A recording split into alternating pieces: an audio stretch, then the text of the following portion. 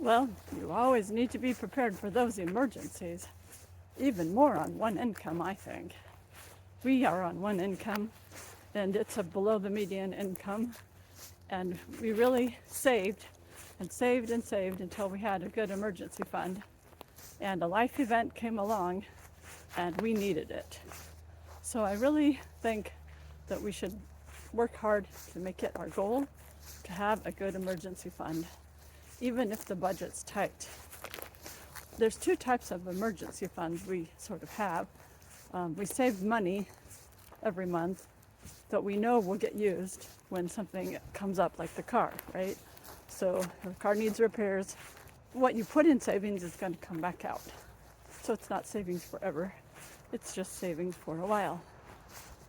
And then there's the savings that's a longer term for the big emergency that may come up. You know, the kind of thing where you had a job loss or a fire or flood or a big move or family emergency. So those are the bigger savings that are completely unexpected that we know we need. So that's the emergency fund, that's the main one.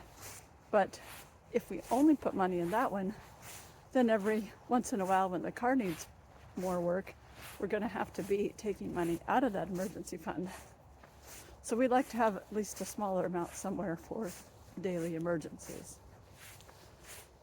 So here's the thing that most people recommend for emergency fund.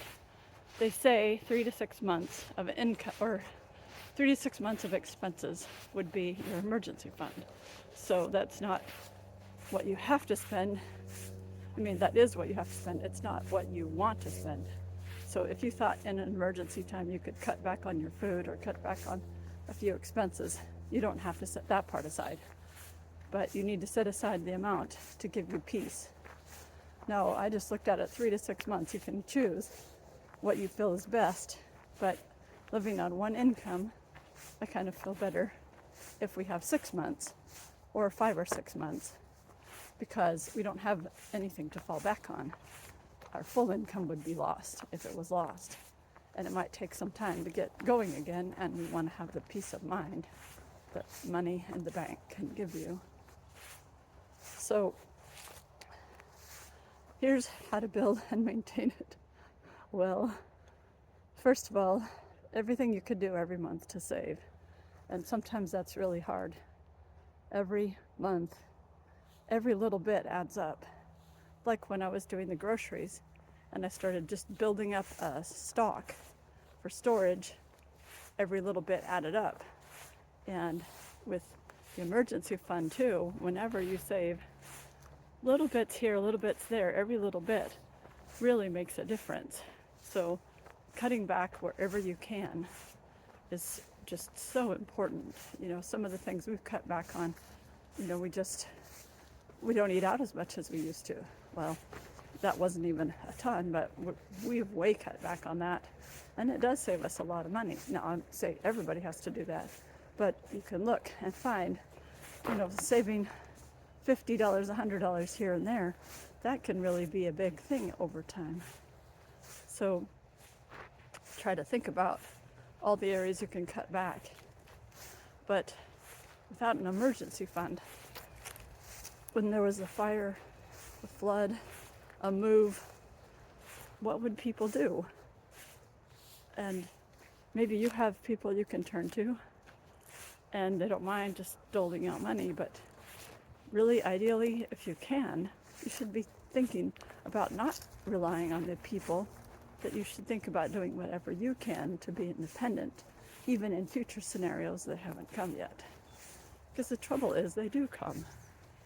And if they didn't come for you, and you kept your emergency fund, then you don't have to keep adding to it.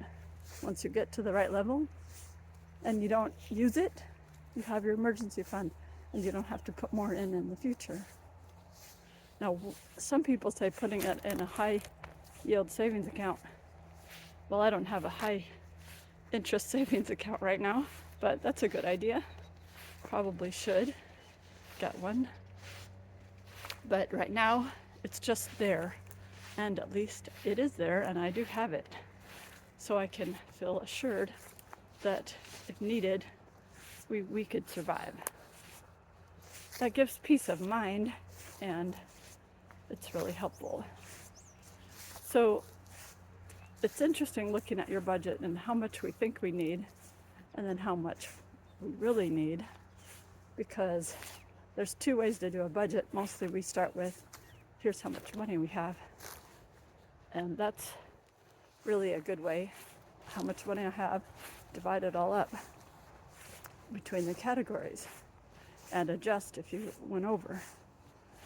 One time I thought it would be an interesting thing to just say, forget what I have. Let me just put down what I think would be a reasonable, middle class person spending on this. What reasonable even for me, not extravagant, just reasonable food budget, clothing budget, necessities budget, vacation budget. And I put it in without considering what our budget and our income was, just to see what it would turn out to be. If I let myself just put a little more in the categories that needed just a little more. The interesting thing was, it was like 2.5 times or 3 times. Yeah, like 3 times our income. So if I hadn't been paying attention and I was just going to the store and I was just spending what I thought was reasonable, I would have been spending 3 times my income. Well, no wonder people have a hard time. No wonder your budgets are difficult. I mean, it's difficult if you don't have a budget. Budgets are difficult, but not having a budget could leave you in a very difficult situation. So it was really, really interesting. Like, it was instead of $3,000, it was $10,000 a month. And that was years ago when I did that. So I thought, wow, if I'm not paying attention, I could easily go overboard here and not have anything and be in debt and then be paying the credit card interest rates, which are really high. So I'd rather not do that. So I'd rather pay attention and watch my money. And so as I'm talking about, have an emergency fund, have that safety net, feel more secure. One of the real big ways to do that is just really pay attention to what you really are spending, because you might just be spending more than you absolutely had to, and maybe you could cut back, but maybe you're just spending what's reasonable, and I deserve this is normal, everybody does this, but maybe you can cut back in some areas just a little bit. I always like to think about, like, what's the area I could cut back in if I didn't, the area I could cut back in that would be the least bothersome to me. And one of the areas that I'd like to cut back in that I don't care about is, toilet paper. I mean, I want toilet paper, but I don't need fancy toilet paper, right? Or how about dish soap? So I looked at toilet paper and I said, well, where's the cheapest place for reasonable quality toilet paper that I could buy it? And I calculated, and then once I found that, by the way, it was Costco. Costco's toilet paper is, for a decent quality, the best price that I found.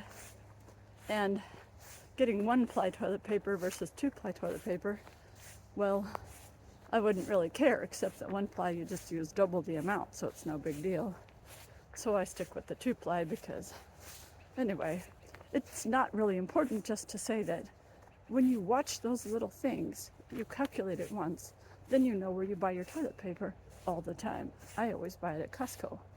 Or I did until I found a sale at Safeway for Safeway brand toilet paper. I don't know if I recommend this or not, because I don't know if we'll like it, but I decided the sale price at Safeway was cheaper than the Costco price. So it was a good time to try the other kind. And the weight and size of the rolls felt about the same. Because you know how it is. Sometimes there's a roll of toilet paper and it's so thin and wimpy, it's gone in a flash. So I got the Safeway and I'm going to try it. If anybody else has any comments, let us know what you do. Anyway, other things you can do the same thing, just looking at how you can cut back that amount. Might take a little time, so if you're really busy, you have to consider that too. But if you're not, or if you can squeeze in the time, it really saves a lot. And once I calculated it, I didn't have to keep calculating it always. I could just go to the same place. Now I know. And the only time I changed that was when there was a sale. Then I just compare the price of the sale to the Costco brand. Anyway, so what else can we do to save money? You probably have some suggestions. One thing to look at too is our monthly expenses. You know, like a fixed expense, you know, like your rent, or if you're getting subscriptions, or if you're doing, you know, whatever online things that cost you money, or if you can reduce anything that's a monthly thing in your life. We're reducing our housing by staying in real cheap housing for a little while, not forever, but just to build up the savings. And we have very little monthly expenses because we've cut a lot back. So, and I like to, you know, get something on the internet, try to get it free or not a monthly expense. The one exception to that, though, at least one exception, I do pay for a monthly budgeting program because that's saved us money in the past. We've used various kinds in the past that are now non-existent. One was called envelopes, starting with an M, but it's gone now, totally went away. But now we use EveryDollar, the budgeting app by Dave Ramsey. So that's a helpful thing. I also try to save on groceries. I mentioned last time, people like Frugal Fit Mom, See Mindy Mom, and somebody just recommended some others to me. I forgot which ones they were. I'm gonna check them out. Oh, Prepper Princess, some other people, and then we can save money on the groceries. That's been such a big one because groceries have so many little things that can be higher priced. And if you pay attention and watch what you buy, it can really make a difference. We'll talk more about that sometime. But anyway, I really do recommend the emergency fund because we did use it. Like I said, you know, we had a situation where we had to move out of the place we were at. There was a fire. Well, anyway, that's a big story. But we ended up needing that emergency fund for many reasons, and we spent it on many things. We had to have a place to stay for a while, and we had to replace things that were lost, and we were very thankful for what we had. And just that peace of mind, you know, there's nothing like the peace of mind when you have a cushion. So let's all try to have a cushion and make sure that we're safe as much as we reasonably can be. Can't always do everything perfectly, but if we can reasonably have a good cushion, that's a good goal. And if you haven't, start a little bit. Start with something, but don't start with something too small because it'll take you forever. And you might have more emergencies come up faster than you're saving. If that's the case, you know, we've got to look into building our income because there's two sides to the coin. You know, we can save all we can, but at some point you just got to grow. And that's what our goal is for this year. We want to grow. We want to plant ourselves in a place and situations and an emotional state and mental goals that will help us to grow so that down the road we can be in our own place and have a home of our own and other things. So anyway, I hope you all have a good emergency fund already. If not, I hope you really consider it, because it's just so important.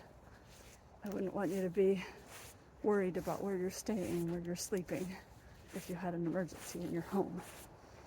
Just keep that in mind. It's worth it cutting back little things here and there just to know you'll be okay. So get that emergency fund.